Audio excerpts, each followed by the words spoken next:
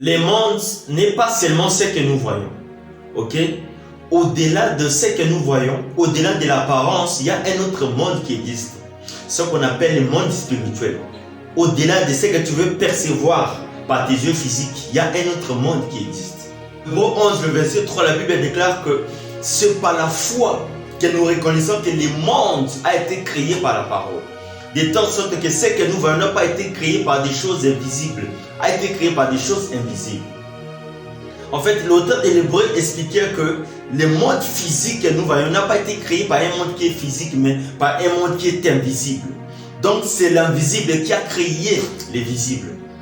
Lorsque nous lisons dans le livre de Genèse 1, la Bible dit que Dieu dit que la lumière soit, et la lumière fut.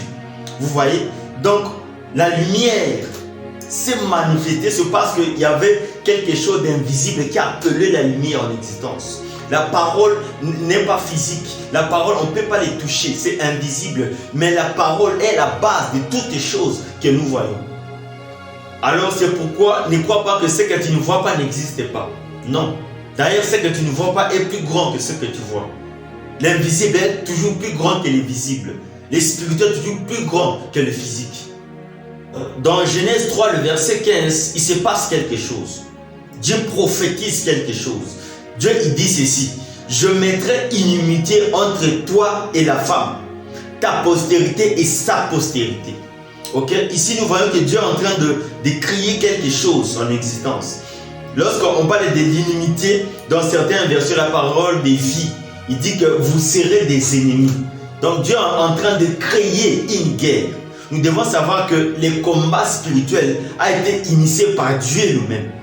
La Bible dit que je mettrai l'inimité entre toi et la femme. C'est Dieu lui-même qui a créé ces choses. Alors, si quelqu'un ne croit pas que les démons ou les diables peuvent les combattre, soit il les combat, ça veut dire sûrement que c'est un captif. C'est clair. Parce qu'il n'y a qu'un prisonnier qui n'est pas conscient de ce qui se passe dehors. Si quelqu'un ne croit pas que les esprits mauvais sont là pour les tourmenter, les démons existent, les diables les combattent, ça veut dire que cette personne-là, c'est un prisonnier d'office. C'est de quelle guerre que Dieu parlait? La Bible déclare, Paul dit que nous n'avons pas à lutter contre la chair et le sang, mais contre les dominations, contre les autorités et les princes des ténèbres, contre les esprits méchants dans les lieux célestes. Nous voyons que l'apôtre Paul a été de dire que cette guerre-là, ça n'a rien à voir avec la guerre physique. C'est une guerre qui est complètement spirituelle, ce n'est pas charnel. Il a dit que nous n'avons pas à lutter contre la chair et le sang.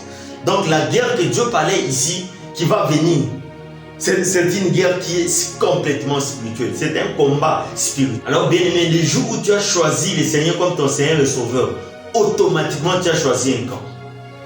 Ok? Quand on parle de la guerre, ça veut dire qu'il y a deux ou plusieurs camps.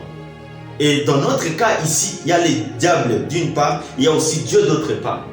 Dans le cas du diable, nous trouvons le diable lui-même, les démons, ça veut dire les anges déchus, et les autorités, tout ce que la Bible a cité là. Et même aussi les hommes, ils sont aussi entrés dans les camps du diable. Quand on parle de ces hommes-là, on voit des occultistes et des sorciers, tous ces gens-là, des magiciens, des féticheurs, et ils sont dans les camps du diable.